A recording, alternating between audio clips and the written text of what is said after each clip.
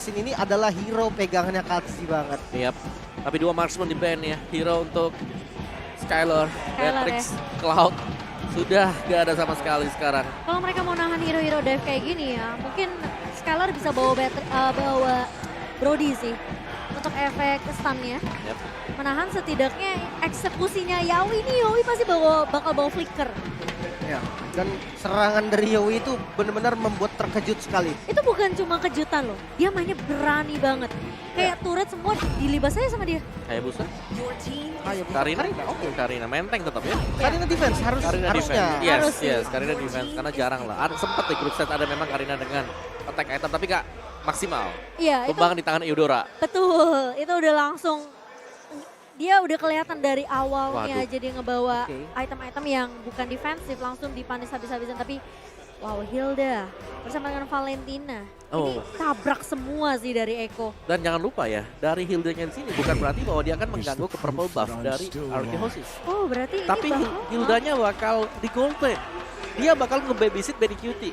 Dan ini draft yang dipakai oleh Eko kemarin dipertontonkan waktu lawan Blacklist di game yang pertama. Oke. Mereka dapetin poin kemenangan kenapa? Lawannya Digi. Diginya lempar bom dalam rumput gak apa-apa. Dimakan dengan Hildanya. Dan bahkan Hildanya yang mukul balik. Tapi posisinya sekarang kalau misalnya mereka bawa Digi, mereka harus udah mulai mainin poke damage-nya nih di awal. Oke, ada Brody ya. Ada Brody. Ada Brody. Harus maksimalin untuk base damage Brody yang memang cukup besar dari early game. So let's see.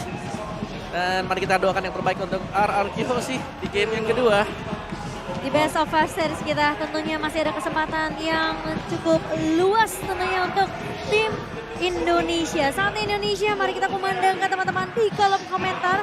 Karena ini Best of 5 series dengan skor 1 sama kemungkinan bisa dimainkan oleh RRQ di game kita yang kedua. Malah aku merasa aku lebih suka dengan draft seperti ini. Dengan respect yang dibawakan oleh RRQ. So kita akan melihat seperti apa untuk di game kedua Eko Filipin melawan RRQ Hoshi yang sedang dipegang oleh Eko Filipin.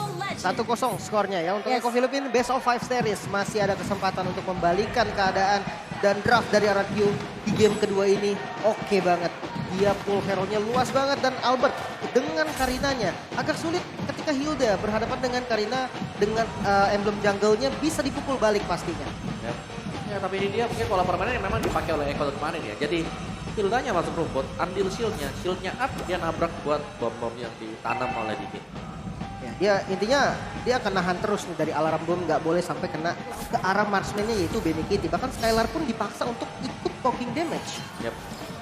Yes, sementara kali ini Skylar yang mungkin sudah mulai pemain-pemain RRQ Hoshi lah, mereka udah mulai sadar dengan keberadaan pemain-pemain Eko yang selalu memprioritaskan Skylar untuk tumbang terlebih dahulu. Jadi babysit sudah mulai dibawakan oleh Vin juga di area atasnya, sementara R7 coba dimukul perlahan oleh pemain-pemain dari Eko.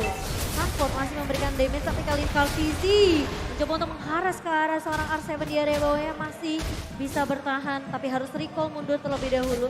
Sementara Albert akan berfokus untuk bertahan dengan adanya pergerakan dari seorang Yawi kali ini.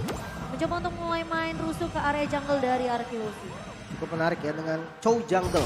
Rotasi akan cepat banget, bahkan Gold Dragon di open langsung. Clay yang menjadi target namun counter. Initiate berhasil dilakukan dan satu yang harus tumbang dari Eko Filipina. First blood by Infinix berhasil didapatkan oleh RRQ Hoshi dengan satu buah Dragon Form yang bisa dibilang dengan dua Wave Dragon dari Kaltizi yang udah di-expect bahkan oleh Clay. Dia langsung flicker mundur.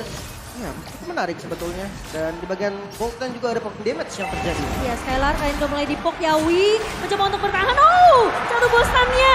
Yawi kali ini masih bisa bertahan. Ih, ngeselin banget tuh Hilda. Sayang banget, satu hit lagi namun Turtle kali ini yang terbuka. Black Dragon Form bersama dengan Real World Manipulation masih bisa diamankan oleh Eko, namun R7 tidak mau mundur sepertinya, bakal dikomit. Petrify dikeluarkan. Sanji kali ini yang menjadi target namun sudah ada Wave Dragon. Langsung di counter attack lagi di dalam turret dan tidak bisa kemana-mana. R7 harus tumbang. Rekapan yang cukup cepat dari seorang Yawi kali ini dengan adanya keberadaan dari seorang Hilda yang cukup mengesalkan di area early-nya.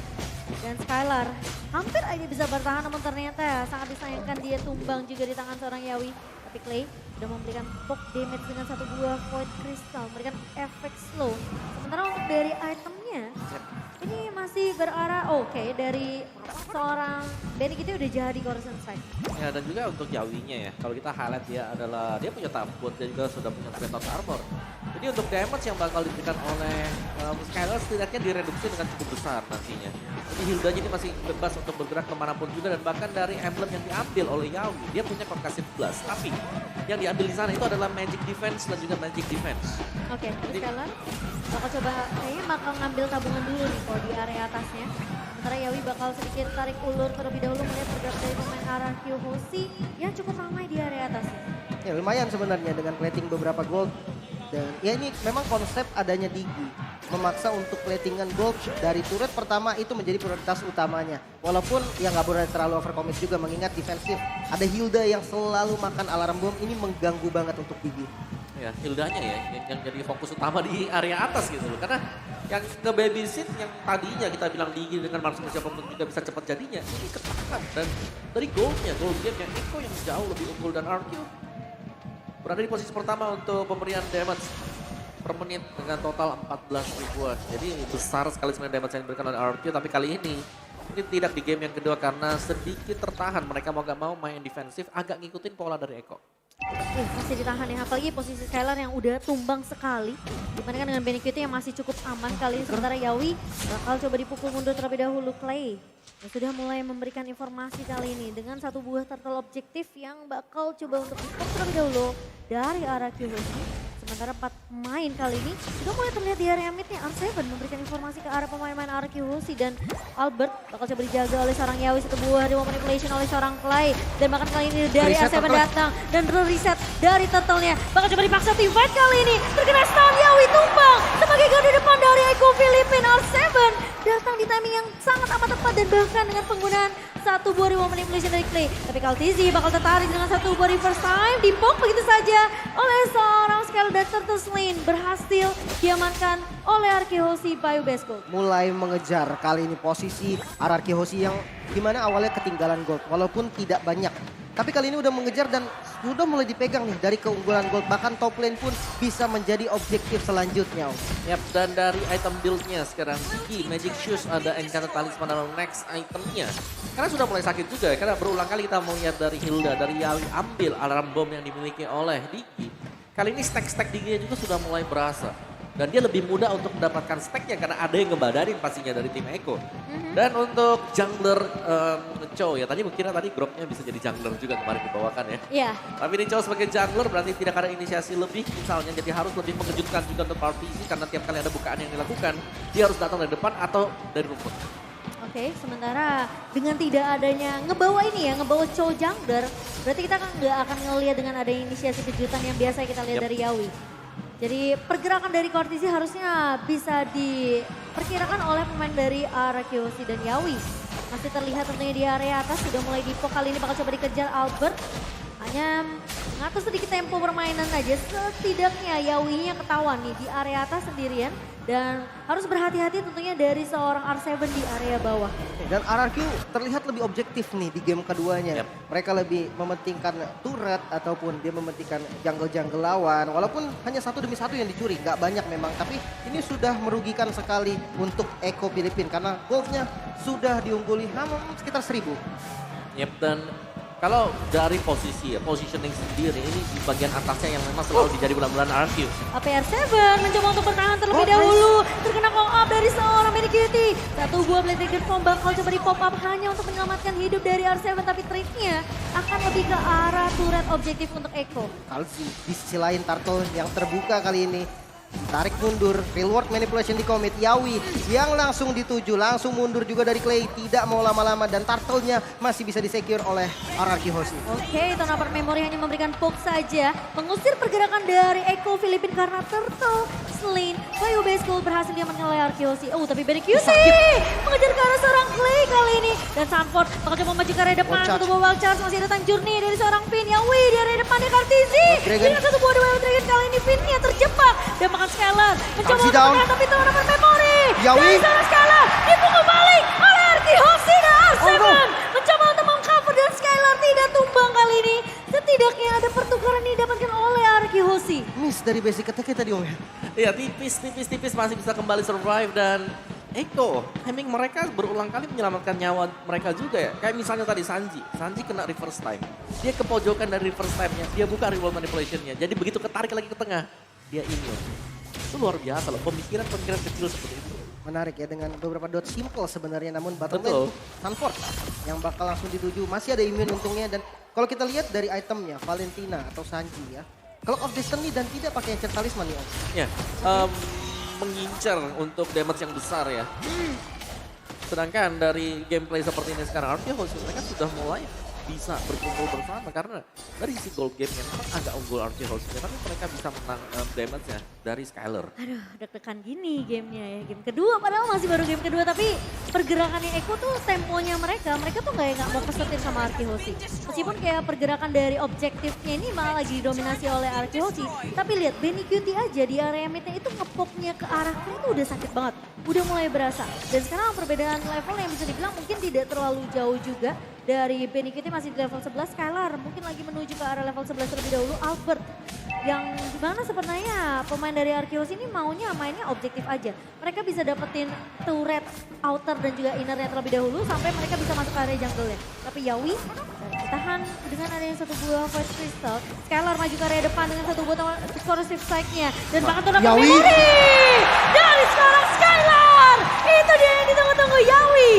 Ternyata sendirian saja di area rerumputannya dan langsung dipanis habis-habisan oleh seorang Skylar. Oke, flicker dari Finn. Mau nggak mau defensive flicker sebenarnya dan wardnya yang terbuka berhasil disecure oleh RRQ. Finn harus tumbang namun real ward manipulation dari Clay juga dibuka. Sanji yang juga down. Masih ada Skylar di bagian depan, masih bisa flicker ke bagian belakang, masih bisa selamat. Coba untuk dibalikin lagi Albert. Di bagian depan Sanford harus menjadi korban menyisahkan dua pemain dari Eko Filipin. Tenang, I got you kalau kata Clay ya.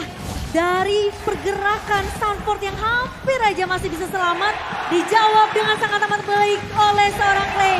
Ini dia Indonesia yang kembali berjaya di game yang kedua kali ini. Sementara dua pemain, tiga bahkan dari Eko tadi tumbang terlebih dahulu.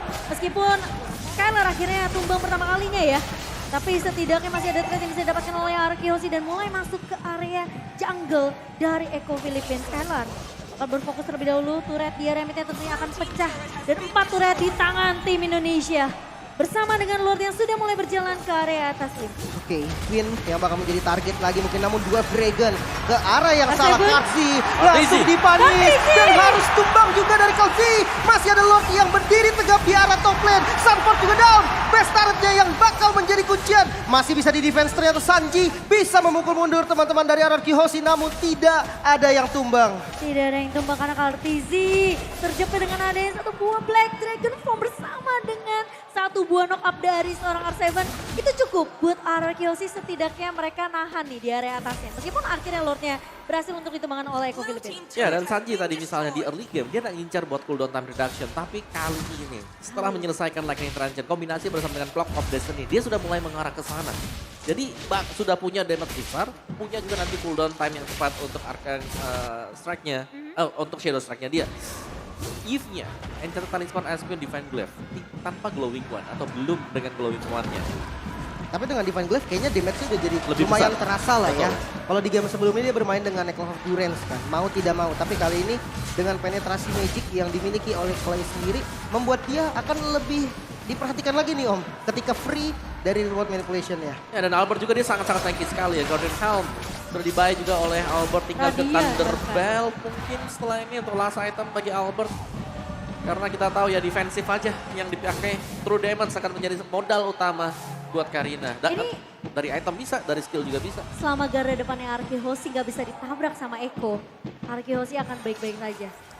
Ya, tapi tergantung menurutku ya di sini Finn dia harus main agak sedikit ke belakang karena takutnya di copy nanti sama Valentina. Iya, Wind of Nature untuk Benny Cutie. Respect terhadap damage dari seorang Skylar. Juga R7 yang bisa mengincar ke arah backline dari Eko Filipin. Dan kali ini Conceal Play mulai dibuka oleh seorang Yawi. Mencari siapa? Tidak ada siapa-siapa. Enggak ada siapa-siapa. Di area bawahnya kosong. Karena pemain-pemain dari arah Kyoshi, mereka lebih berfokus untuk mendapatkan objektif love. Dan kali ini apakah Eko mereka mau memaksakan, lihat semua Mereka mau fight. saatnya bakal coba untuk dikuasai terlebih dahulu. Yawi sudah mulai terlihat dari area mid-nya Kaltizi. Harus berhati-hati karena tentunya Albert sudah melihat pergerakan dari seorang Kaltizi kali ini. Dan Eko Filipin mereka mau coba untuk melakukan rusuh. Kevin harus flicker mundur terlebih dahulu. Dan satu gol retribution di tangan seorang Kaltizi bersama dengan Albert ini akan menjadi penentu. Sementara R7, Dragon Force. oh Albert! Berhasil untuk mendapatkan long play. Mayo Besa dipaksa Tifa. R7 mengincar ke arah belakang. Benny Benny Kitty. terkena Petrify. R7 harus mundur terlebih dahulu. Dan kali sekarang Yawi down. Dan bangun Albert! Benny Kitty down. Dengan Shadows of Soul dari seorang Albert. Menumbangkan 4 pemain dari Eko Filipin. Menyisakan Sanji begitu saja. Tapi Sanji memberikan more damage. Flicker mundur. Dikejar. Albert Dikejar. berani baik Sanji. Kali ini tumbang. Dan oh my god, Sanji masih bisa bertahan tentunya. Tapi Albert sepertinya tidak akan It's okay. memaksakan. Harus menahan terlebih dahulu. Agar sedikit bermain Oh, no. disiplin dari Minions Akiosi. foul. Tapi kali Sanji mencoba untuk menahan. Dia mencoba untuk mengcopy ke arah seorang R7. Satu buah. Dia mau manipulasi dibuka begitu saja. Tapi lihat. Sanford Lotnya udah down. mulai masuk. Sanford tumbang. Base-nya. Dan bahkan base-nya akan difokuskan. Dan Indonesia masih memiliki harapan 1-sama. Diamankan Arkihosi. 1-1 bisa menyamakan kedudukan kali ini. Wah. RRQ Hoshi. Gila. Deg-degan banget buset dah. Gila, diawali dengan setup yang bisa dibilang cukup gagal tadi. Dari Eko ya, dia, Dari Eko. mereka consistent play. Entah apa yang terjadi, mereka mengira ada pemain Arkehosi yang berada di bottom lane. Gak ada siapa-siapa. Tapi ternyata semua salah karena ada di atas lagi melakukan setup di Lord. Ya mungkin impact dari nggak ada yang bisa landing jauh juga Om. Yuzong bukan tipe hero yang bisa clear dulu landing jauhnya langsung join ke team fight. Dia akan terlambat. Jadi memang dari arah Hoshi memilih untuk oke, biarin aja lane jauhnya kita lepas. Kita semua secure di arah Lord dan itu yang nggak disangka ternyata sama Eko.